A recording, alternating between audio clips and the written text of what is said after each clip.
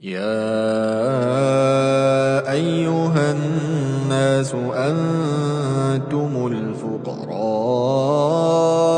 إلى الله والله هو الغني الحميد.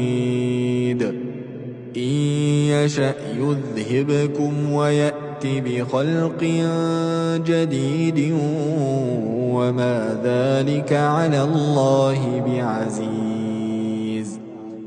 ولا تزر وازرة وزر أخرى، وإن تدع مثقلة إلى حملها لا يحمل منه شيء ولو كان ذا قربى. إنما تنذر الذين يخشون ربهم بالغيب وأقاموا الصلاة.